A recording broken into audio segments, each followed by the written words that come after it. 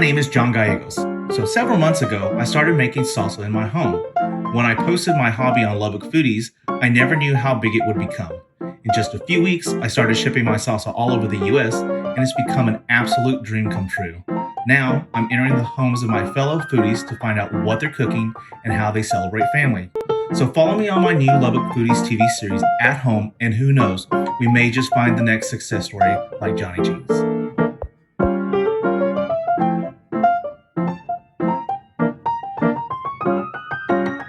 Off to Megan's house we go. Down a dirt road. Where we'll end up, nobody knows. Hopefully we don't get stuck. Seriously though, right? So Megan has warned us that because of the rain and the weather, we may get muddy and stuck, but she says don't worry because they have an ATV and they can get us anywhere. Yeah. I'm not worried about us, I'm worried about the car and getting back. But really reassuring. Yeah, right? That's what I thought. It's like, oh, you'll be fine. That's like famous last words material right there. So this may turn into a Blair Witch Project right quick. So sorry about that, man. I'm so sorry. I'm so sorry.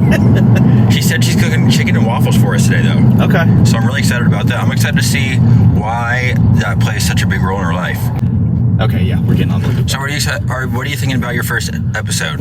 What are the feels? I'm curious to see how it goes. You know, I was telling you I've done some videography before, but I've never been the one in front of the business end of a camera, so. It's totally different though, right? Yeah, I mean, it's weird not being the one that's editing stuff. So you have no idea how it's going to turn out. I'm just going to use the worst takes. Yeah. Yeah. Well, snip you together into an ogre. No, yeah.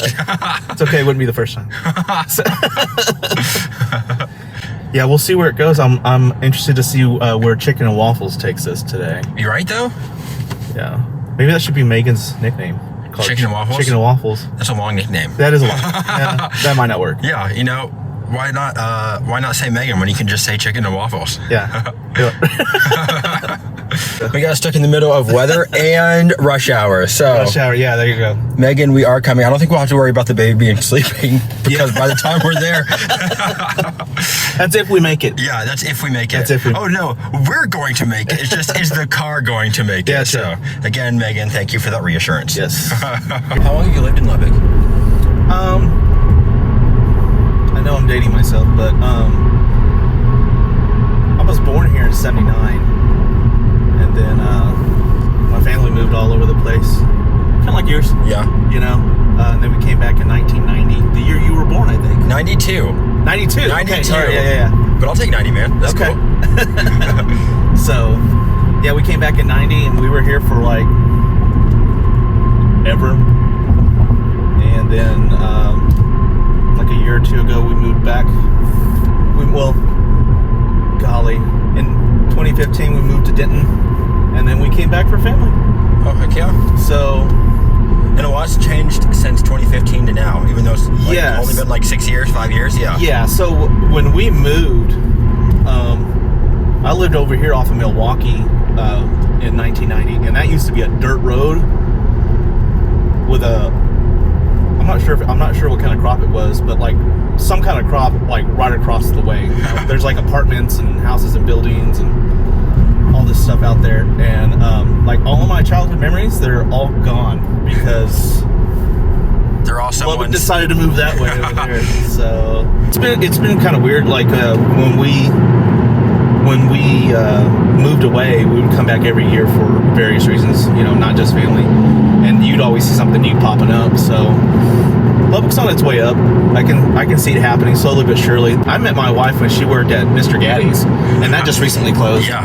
So that was kind of bittersweet because, you know, it's like, oh, well, I can't point to a place for my kids to be like, hey, that's where your mom and I met. This is where I broke my arm on this tree or whatever, that kind of thing. But at the same time, it's like, it's good to see that Lubbock is starting to kind of like gain some ground as far as like the opportunities that are coming out. I mean, LBK Foodies, of course, is a possibility now. Things are shaping up that way. What are you hoping to get out of the show? Me? Yeah. Man, just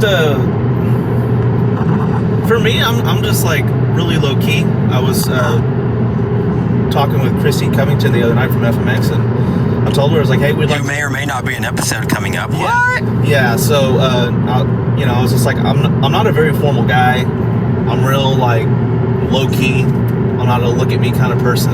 Yeah, because when we announced you as a host, I mean, the entire group went absolutely bananas. BANANAS. Really? Yes. Yeah, that's surprising. Yes. I mean, for me, for some reason, that's really surprising. So.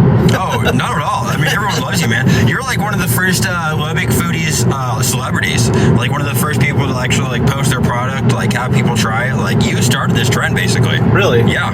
I mean, I'm pretty sure you're like, if not the first, like top 5, first 5, easy. Right on. Yeah. Little does he know how successful he actually is. Well, yeah, you basically created an entire infrastructure for food entrepreneurs to utilize. Yeah. Wow. Yeah. I mean, you know, not to make everything go to your head, but no. That I mean, that's not I'm not about that anyway. But it's like, I mean, when you put it like that, it's just kind of like, really? It's been a long ass time since I've been out here. Same though. Yeah. So for those of you that don't know, we are going to Shallow Water. Yes. It was about a 20-minute journey. We've got it down to 5 minutes. So eventually we'll get there. We might only get there because, as Megan has said, it's a dirt road, it's been raining, and we might just get stuck. But not us, just the car, because they have an ATV so they can get us anywhere. Yeah. I want to go home. I hope that ATV has a lot of gas because that's where I want to go. But okay. Yeah. Good times. Good times. It's going to be great times. Yeah. No matter what happens, it's going to be good times eventually. This better be the damn best chicken and waffles. I mean, the best. We'll see, right? Right, though? I believe in you, Megan. Yeah, so do I. So do foodies. Yeah. So that is really, really crazy to me. Here's the dirt road. Here we go. Here we go. Here we go. Oh, I think we got this, right? Oh, Jesus. Okay. No, we got this. This is going to be fine. It's going to be great. Okay.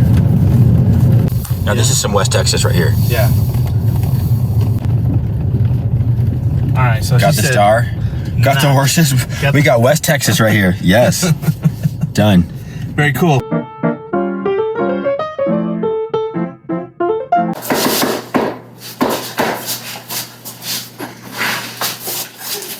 Welcome. What's up? How's it going? Great. I'm so glad to have you in my house. Yeah. So, I've heard a lot about this place. Great. Okay. It's all lies. Is it all live? Oh, no. So I hear you have a lot of stuff on the wall. It's very Texas here. Yeah, absolutely. Okay. Absolutely. So I'll kind of start with the back part of the house, and then I'll bring you into the living room. Okay. Obviously the entryway, blue one, it's Texas Lounge. Okay. This is kind of my littlest daughter's bathroom. Not very Texas, but a little. My daughter would kill for this bathroom. So. I love it. That's kind of my room in the house, and then we have a guest room here with the birds. Very cool. My record player. I'm a big music person. Okay. But that, like I was saying earlier with the birds, I'm obsessed with birds. It's weird. Okay. But my little toddler room is kind of an homage to myself, my love of music with Patsy Cline, Martin Robbins. I like all kinds of music, but really influenced by Patsy. She was the first woman inducted into the Country Music Hall of Fame. Very cool. So I'm here for the girl power. And this is my favorite part of the whole entire house because it's just this gospel right there. The girls from Texas are in fact just a little bit better. Too bad I wasn't born here. Agreed, right? But you're not too late. And then this is the bathroom that I redid entirely by myself. I did the electrical, hung the mirror, hung all this, did the wallpaper, painted it, did everything. That's an old radio front that we found out on the property. Oh, cool. Randomly. I'm always finding stuff. So, but that's part of our house. I'll take you guys to the living room. Cool. That's what my brother said looks like a natural history museum. Longhorn picture was painted for my husband as a gift, and we didn't get our longhorn until years later, but he has the same coloring. So, again, with synchronicity, we have 4 dogs. Okay. My favorite is my bird dog, Cash, who's a yellow lab. I bought this painting the first time I took myself to Colorado. I just put my tent in my truck and went. My husband and I, he was very close with his grandfather, so this is primarily his things, and then a picture of him at boot camp graduation, and that's his granddad. And then these are some of the things that I like to show you guys. Hey, it's a black sheep. Of course, Black my sheep. mama painted this for me because in the flocker community with Cody Jinks, they used to give out numbers, and so I was number 17, 16, so she painted it around the flower and the high heels and the boots. So that's me. I'm obsessed with sharks and birds. Is a thing. Okay. These are my grandparents. This was our family Bible and my first Bible that I got, and then of course the whiskey and just some things I made. I made these two things myself, and then these are things to represent my husband with the devil dog and the Texas, and then these are some things that his family members have given him. That's cool. This is just a little bit of our home, and I look forward to showing you guys the rest some other time.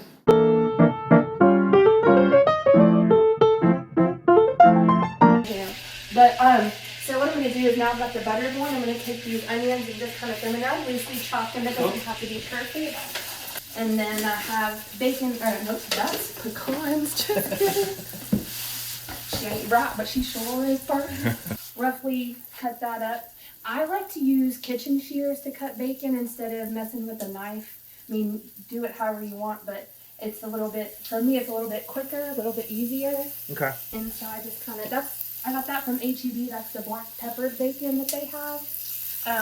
That's one of my favorites. I also like the hayride bacon seasonally, but for greens, I thought that'd be a weird flavor profile. Okay. So I'll just set this over here to do that later. Cool. We're just gonna cook this now. Yeah. Okay. Just kind of get that moving together. And then the way I like to do it, my pan's kind of janky because it may or may not have had a trip in the dishwasher. That's another thing. It happens. And these are just plain, clean cut greens. Whatever you do, guys, do not joke about rinsing your chicken on the internet. You'll piss off everybody. Everybody. Possibly everybody. And so I just kind of dump them in here. It doesn't have to be perfect. Okay. You just use, I like saffron, Oh, wow. some salt and pepper. I kind of have a thing. Like an army of spices here. With, like, I know there's a joke about white people not using seasoning, but we in here. Well, that's the beauty of cooking at home too. When you mess stuff up, you just put it back in the pan, and if y'all are mad, sorry. Not me. I'm not sorry at all. Just kidding, fuck you. Yeah, exactly. The most beautiful part about cooking at home is the people who don't like how you do it. Don't come. We don't care. That's cool. It's great.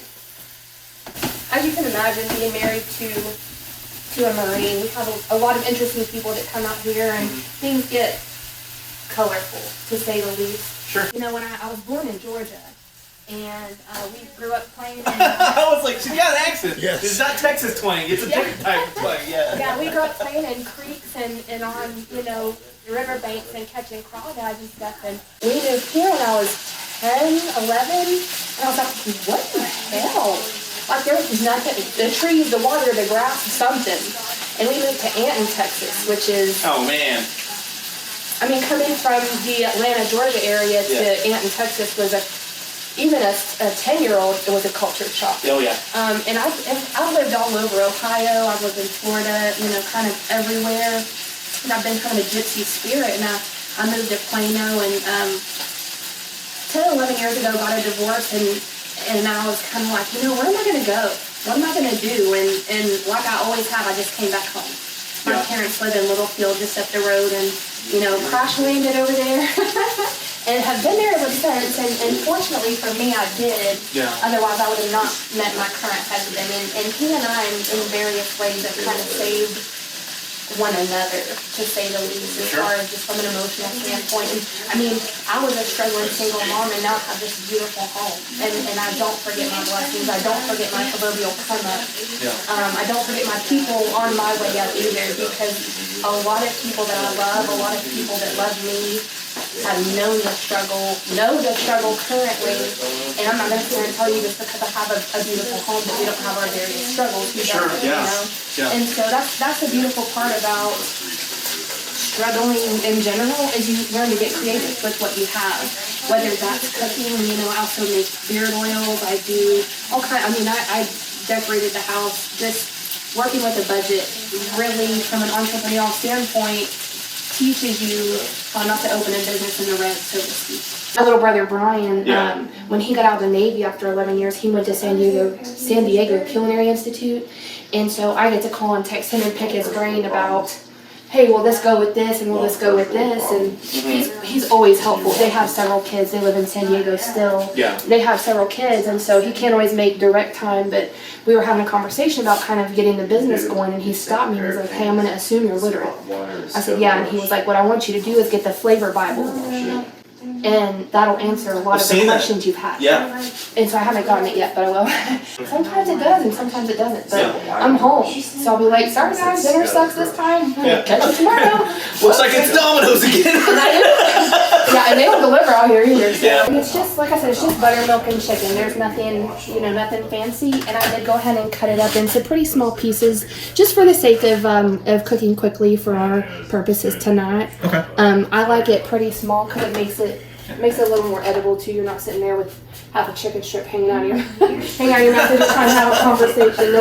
Nobody particularly enjoys that. So this one, you have to plug it in first. That's ideal. Okay. Lame. Yeah, I know. No Ryan, what are they thinking? Yeah, that's a good question. Why'd you do waffles? Because growing up in Georgia, growing up with a lot of people of color, growing up with people who have struggled for generations and generations and generations, the lady, this sounds privileged, but it's not as much as it seems, the lady who primarily raised me was Dot, the housekeeper of my grandparents, and then a little bit later Joyce, who was a Jamaican lady.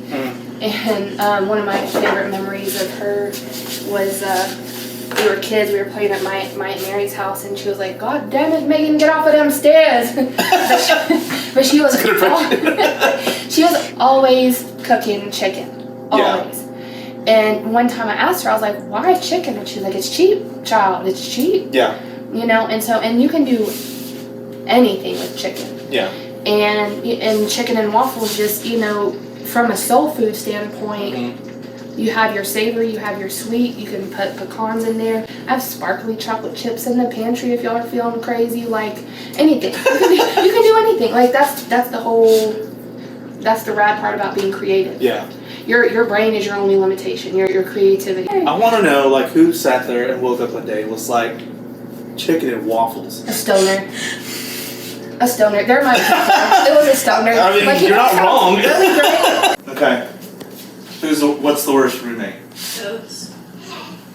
Goats? Teenagers? Okay, I'll say that. I have an 18-year-old daughter. Yeah. Goats, man, You're not lying. We had a lot of goats and we sold them, but goats are kind of a struggle. I think really. Are they just like little assholes with horns, or? Yeah. Okay, so you go and you spend money on feed, right? And most people, when you bring them a meal, they're like, hey, thanks. Goats are going to piss and shit all over it. Nuh-uh. And still eat it. Really? Who does that? Goats. That's you.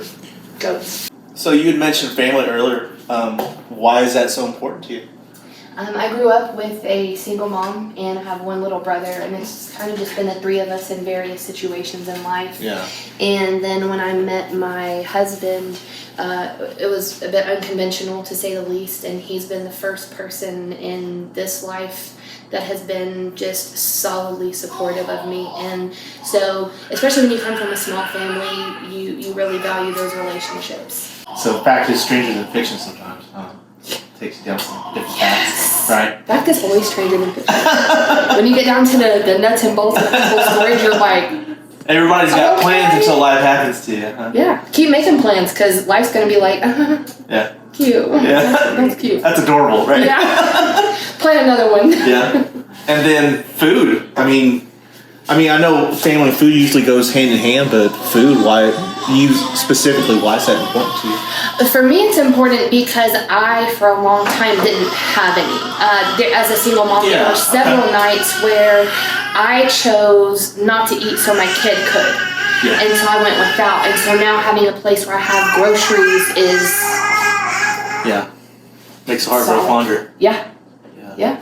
And then some people don't don't recognize that or realize that. So. No, and that's okay, because I don't wish that particular struggle on anybody. Sure. I mean, so a lot of people out there don't really understand what it's like to go without, and what a blessing.